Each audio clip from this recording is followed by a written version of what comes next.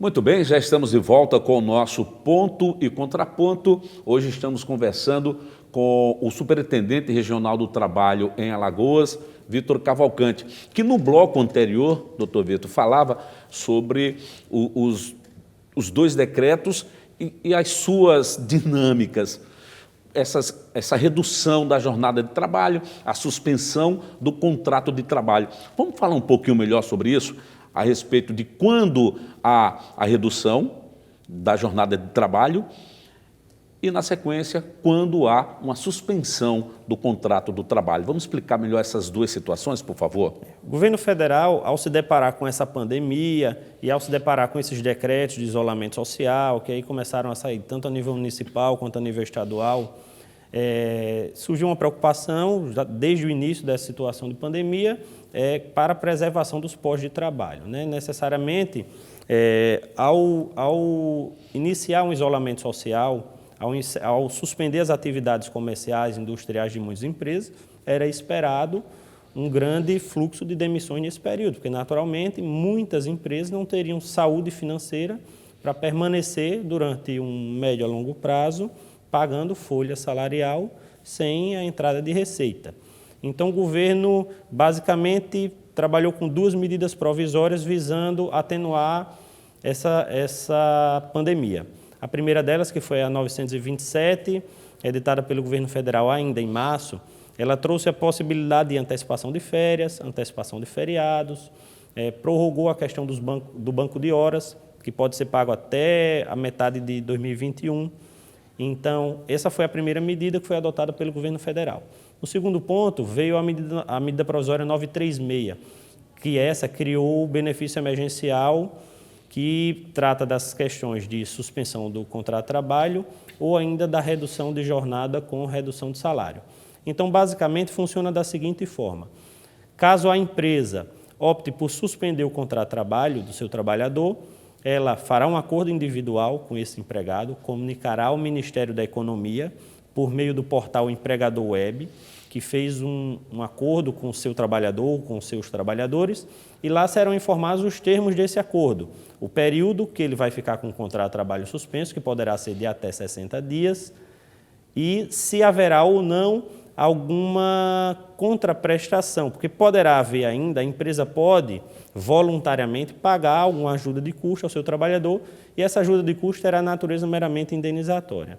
É importante lembrar que nessa hipótese de suspensão do contrato de trabalho, para as empresas que possuírem em 2019 receita, faturamento superior a 4.800.000, ainda assim será necessário o pagamento de ao menos 30% da remuneração desse trabalhador. Para as demais empresas, não haverá remuneração, salvo se voluntariamente a empresa quiser pagar ali alguma quantia ao seu trabalhador. Essa quantia, ela é complementada pelo governo federal? 30% empresa, 70% governo federal, ou é diferente disso? Sim, nesse caso sim. A regra da suspensão é que o governo federal banque toda a remuneração, mas somente para as empresas que tiveram em 2019 faturamento superior a 4.800.000, então nesse caso o governo federal vai pagar o equivalente a 70% e a empresa 30%. Garantindo o salário integral do trabalhador. Exato, nesse caso sim, mas existe um teto, porque a base de cálculo do benefício emergencial é a mesma utilizada para o seguro-desemprego. Então, para trabalhadores que recebem acima de R$ 1.813, pode haver aí uma pequena redução, já que o teto do seguro-desemprego é R$ 1.813. Então, nenhum benefício pago pelo governo vai ser superior a isso. Se porventura o trabalhador ganha R$ 2.000, R$ 3.000, nessa suspensão do contrato de trabalho, não poderá receber além desse teto aí. O governo federal não pagará além do teto. Nada impede que a empresa voluntariamente pague. Faça a complementação. A complementação. E é importante que essa complementação ela terá uma natureza indenizatória. Então, não vai incidir imposto de renda, não vai incidir outros encargos, INSS, FGTS, sobre ela. É uma forma de estimular o empregador a complementar a remuneração daquele trabalhador. Isso é caso a caso, superintendente? A empresa conversa caso a caso com seus trabalhadores? Caso a caso, são acordos individuais, com exceção daqueles trabalhadores que recebem acima de 3 salários mínimos. Ou seja, para trabalhadores que recebem até 3 salários mínimos, o acordo é feito individualmente. A empresa conversa com o seu trabalhador, expõe a situação. Na verdade, é uma situação já sabida por todos nós, esse momento de dificuldade que todos estamos vivendo, né? Então, ali haverá uma composição e será decidido como se dará essa suspensão. Se será por 30 dias, que pode ser prorrogado por mais 30, se será logo por 60 dias, enfim. Haverá ali uma negociação, se haverá ou não alguma complementação dessa remuneração.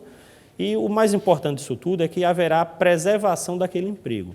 Porque durante o período de suspensão, o empregado não poderá ser demitido e durante esse período, após o retorno, também não. Então, por exemplo... Por quanto tempo isso é garantido ao trabalhador? Pelo mesmo período que ele permaneceu afastado. Então, se o trabalhador permanecer 60 dias afastado, os próximos 60 dias após o seu retorno, ele ainda estará em garantia de emprego. Imaginemos que a empresa... Desculpa... Não, claro.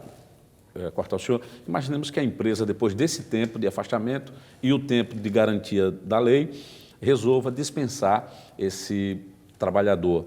Essa medida vai causar impacto, por exemplo, no seguro-desemprego, no possível seguro-desemprego? Não. Embora o benefício utilize a mesma base de cálculo, são benefícios diferentes, não haverá interferência.